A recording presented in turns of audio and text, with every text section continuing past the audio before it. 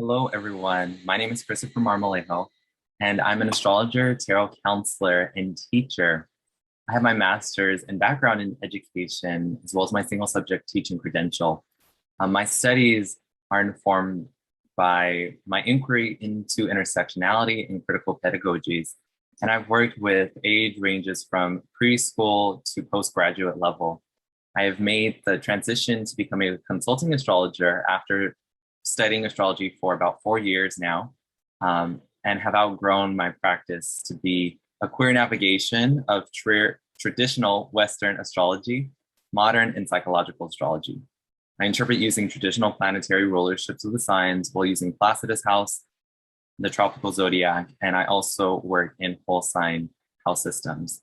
Of course, this reading and this craft is particular to my own background and my own study. And I am so excited to be able to join you here today and talk about ethics in astrology, especially as it relates to ethnocentrism and the competence of practitioners. And so, right, by first defining what ethnocentrism is, clarifying power differentials with clients and students, and considering what it means to world travel by embracing difference. All right, and so when I say embracing difference, first off, it is to really encourage a positive perception of difference, which is not divisive, right? To consider our differences not as idiosyncratic and personal, but as a rich source of tactical and strategic responses to power. But first, we must be aware of our own cultural makeup, which Maria Lugones, an Argentinian feminist philosopher, activist, and professor, helps us understand. She writes, the explicit and arrogantly held action guiding belief that one's culture and cultural ways are superior to others, or the disrespectful, lazy, arrogant indifference to others' cultures that devalues them through not seeing appreciatively any other culture or cultural ways except one's own when one could do otherwise. This is how she defines ethnocentrism. Now, Wikipedia, right, defines ethnocentrism to mean applying one's own culture or ethnicity as a frame of reference to judge other cultures, practices, behaviors, beliefs, and people, instead of using the standards of the particular culture involved, right? And so this is basically the attitude that one's own group, ethnicity, or nationality is superior to others. This is in contrast to the awareness that one's experience of time, of movement through space, astrologically, we're talking here as well, right? One's sense of others and of oneself are culturally formed and informed, right? To be ethnocentric is to take for granted your experience in your culture. And even if you are not naming it perhaps as a superior culture in the sense, it can be an implicit assertion without direct awareness and direct inquiry into your cultural makeup and your culture at large. And so to provide clarity on the phenomena, here's an example. One affect sort of shows ethnocentrism and one may not, right? And so somebody who is saying how beautiful their people are, or their culture, their community, their land, their astrological tradition, their house system, right? Their teaching particular is so beautiful and expressing this affection towards their people. This situates themselves in relation to a community of connection, right? And this claim, these types of claims may be made many times non-comparatively. So this is not saying to not have pride within oneself, within one's culture, or within one's tradition, right? This is rather showing affection, showing your positionality, right? However, it becomes ethnocentric when you sort of assert that it is the most beautiful, or it is the best, or that all others are fools for taking on another astrological tradition, and there's often much heated debate amongst house systems and even schools of astrological thought. And so this can be very inflammatory, and then this thereby is ethnocentric.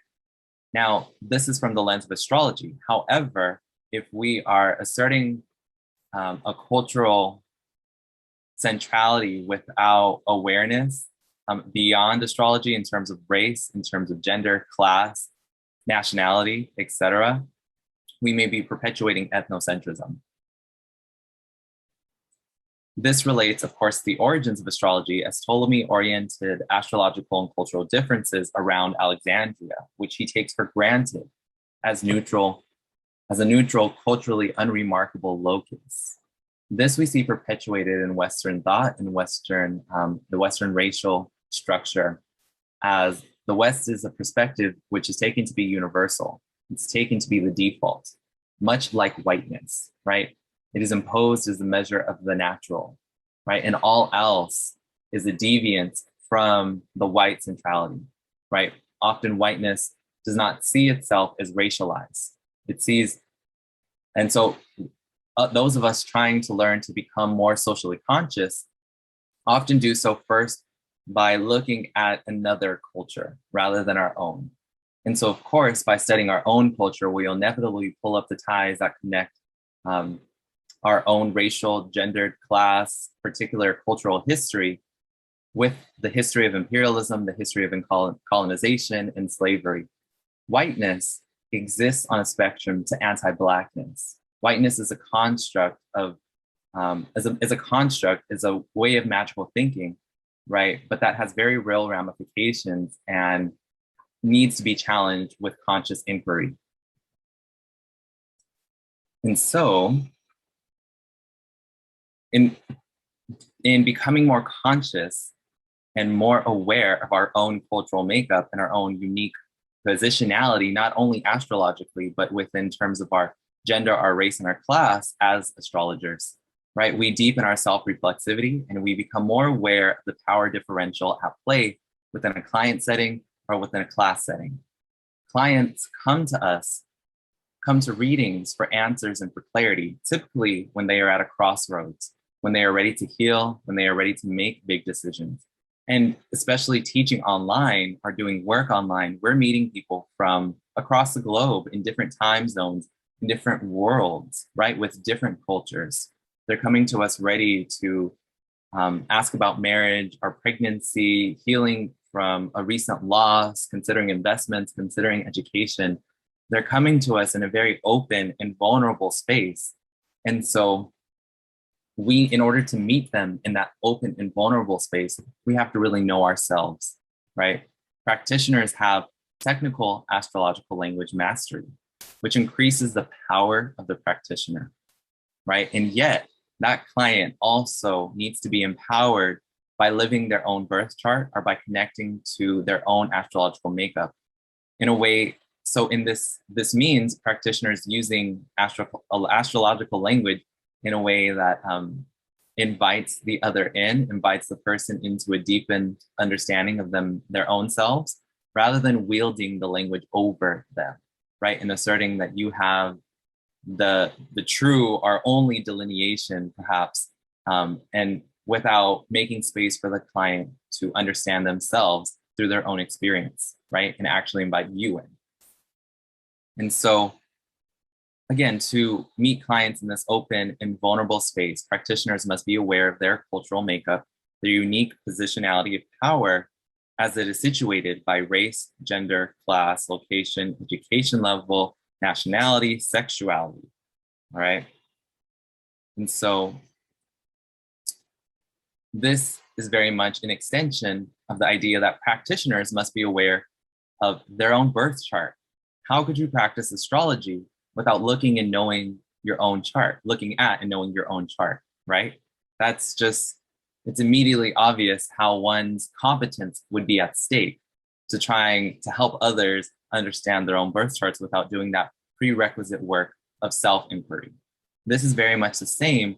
And again, expanding our understanding that our astrology exists in relation to culture, because we are dealing with people who are raced, right? Who are racialized, who are gendered, who are sexualized.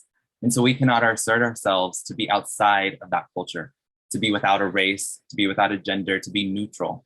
To be neutral is to side with the dominant programming, right? And again, the dominant structure, which has been embedded, is towards a supremacy, towards a cultural supremacy of the West, of whiteness, and an inherent anti-Blackness, anti-Indigenous indigenous stance.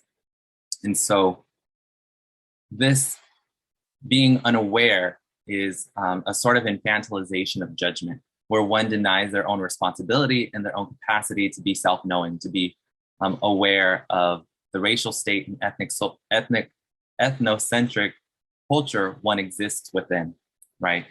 And one, by being aware, does not need to be an expert in these things. We are constantly learning. We're constantly teasing out the tensions and the differences we have culturally, astrologically within our traditions, racially, within language.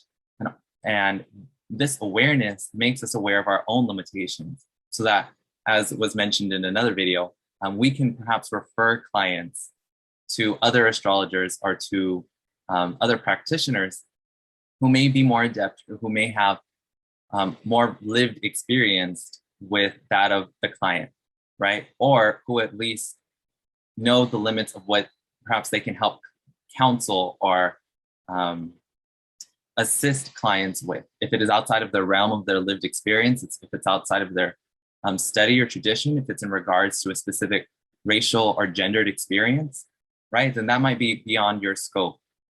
And doing so is not an acknowledgement of incompetence. Rather, that is showing a true competent practitioner, because you're not trying to have this content level mastery or assert a dominance, right, from your perspective, which may be lacking of the real lived experience that others may have and others may have clarified. All right. And so, again, this process of self-inquiry into culture, into one's cultural locus, deepens practitioners' self-reflexivity. One is not simply human or simply an astrologer. To make such a claim is to mute race and ethnicity. And we cannot really hear or speak about what is muted. So if we do not see yourself because you declare yourself outside of culture, how can you see me or see the client or see the student? To declare yourself outside of culture is self-deceiving, a radical form of passivity which privileges the dominant culture, as I've mentioned before. So when we are engaging in a chart reading, right, in a birth chart reading or whatever type of reading, if we're engaging in a class, if we're sharing knowledge, we are world traveling. We're looking at this person's unique soul makeup, right? We're able to see them in a very vulnerable space.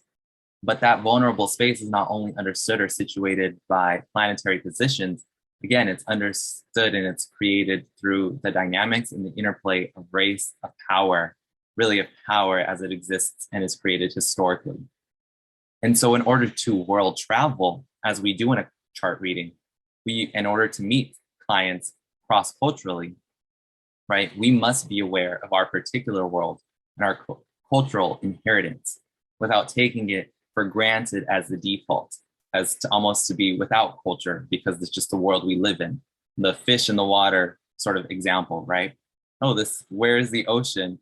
You're in the ocean, right? And so it's that level of awareness that needs to be activated. We should embrace difference rather by examining with criticality the text of which a birth chart is a text, and situations in which race, gender, sex, and ethnicity are salient. Now, I have seen this really come into play, in particular with astrological workshops and conferences, where many practitioners who are chosen to present may really offend or cause harm to the attendees by putting on up triggering content or speaking about certain situations without sensitivity and without self-awareness of their own identity as perhaps a privileged person within the dominant scheme of culture, right? And of course, we all have to negotiate and navigate various identities and various markers of privilege and marginalization. No one person is wholly privileged or is wholly marginalized. So knowing, again, our own level of education, knowing our location geographically, knowing our gendered history, our racial history, right, allows us to meet others with more care, with more nuance, and with more refinement, right? If we take our positionality for granted or refuse to examine our place within dominant culture, we are unable, flat out, to meet our clients. And so this is great care to really become self-aware, right? It's another level of, again, almost learning your birth chart is to really learn your own makeup. By becoming self-consciously white or Anglo, for example, one is able to know others beyond this abstraction. So when one is unself-consciously white or Anglo, we can only meet the other through flat stereotypes, through lazy stereotypes or arrogant stereotypes, for instance, in the sense of abstraction, and we are not meeting the humanity of the other, right? One cannot disown one's culture. One can reconstruct it in struggle, in collaboration, in deep acknowledgement of clients, students, and self. And so this is a bit about the work that I wanted to share today. I thank you. Please let me know if you have any questions. I look forward to hearing your feedback. And really to getting to know you and meet you in the deep way that astrology invites us to, right? We study astrology to know each other on a soul level, but we must also not bypass, right, or make invisible the real lived experience of racial, gender, sexual, etc. culture that makes us up as well. So this has been Challenging Ethnocentrism, Deepening Practitioner Self-Reflexivity. Thank you again. My name is Christopher Marmolejo, and I am an astrologer and tarot reader.